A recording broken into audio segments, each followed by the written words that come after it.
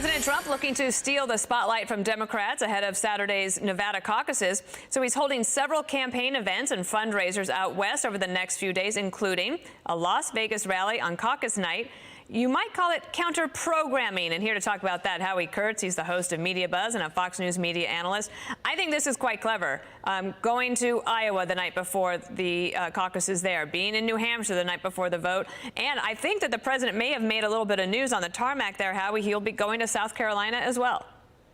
Well, the president has been very skillful at stealing some of the spotlight from the other parties' primaries. Usually that's hard to do, even for an incumbent. And, you know, Dana, some of the Democrats who've been privately grumbling, sometimes not so privately, that President Trump, as an incumbent with a strong economy, will be tough to beat. They are right, especially with the disarray in the Democratic race. I think a lot of Democrats were in denial during the impeachment saga. Oh, everybody we know hates Trump, and look at all this bad press he's getting. It's probably helped him, and the fact that many Democrats fear that Bernie Sanders, if he's the nominee, will get clobbered by Trump, or that Joe Biden and the other so-called moderates won't win the nomination, is what's driving this Bloomberg surge. Howie, let's put up that poll that you mentioned. This is how people feel about the economy.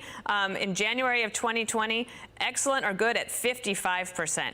So we'll see tomorrow night on the debate stage how those candidates try to handle that. Of course, Bloomberg is going to be up on stage. I know he'll want to talk about the economy, but he's talking about a lot of other things, too, like all of these past audio tapes that are surfacing. I'm not going to say that they're necessarily leaks because they are public, but he's having to look back on his public record and defend it. Tomorrow night on that Las Vegas stage, the Wizard of Oz will have to come out from behind the curtain. What I mean by that is Mike Bloomberg has sort of constructed an alternative campaign reality. He's above the fray. He's spent a couple $100 million on ads. He doesn't really have to engage with journalists, but now he will have to take journalist questions. His rivals will hit him, not only based on these audio clips, probably fair game, Bloomberg saying controversial things over the years. By the way, Democrats forget he's a former Wall Street trader who was first elected as a Republican, but also Washington Post report that would badly wound any other candidate about a history of sexist and profane comments to women. But Bloomberg's got a lot of money. He doesn't have to be Lincoln or Douglas on that stage. He just has to survive. Well, there's somebody else who's kind of complaining about the fact that not only is President Trump stealing all the media attention by going to Vegas, and Bloomberg's getting a ton of attention, Bernie's way out in the lead. Elizabeth Warren's campaign is complaining about media coverage, saying that, it was in a fundraising email, that she's not getting enough attention, hasn't been getting the same kind of media coverage as candidates she has outperformed. We can't count on the media to cover our campaign fairly, so we're taking our case directly to voters. I'm not sure who she's talking about in terms of who she's outperformed. I mean, maybe Biden.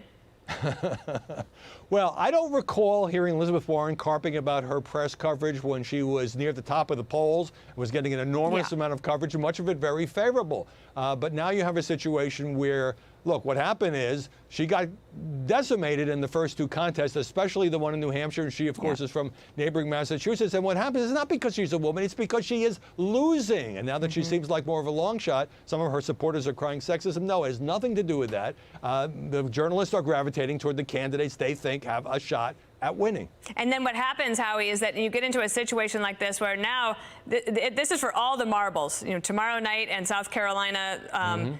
In Nevada tomorrow night, South Carolina in a week to Super Tuesday. There's not a lot of time. That's when you start to see candidates get a little desperate and try to make some sort of a play for media attention. Should we be on the lookout for that tomorrow night? Yeah, absolutely. This is, make or break time for several of these candidates. Amy Klobuchar and Pete Buttigieg, who got so much positive press after Iowa and New Hampshire, are back in the pack, according to polling, and in these larger, more diverse states. The only one is Mike Bloomberg, who, as I say, he'll get some nicks and cuts, but he's got the bankroll to keep up this barrage. Among others, I think, underestimated him. A lot of things had to go right. Biden fading is helping Bloomberg, and you're right. When you are in danger of getting blown out of the race, that's when you start throwing the Hail Marys. Or make a big mistake. Howie Kurtz, loved having you. I'd love to talk to you after this debate.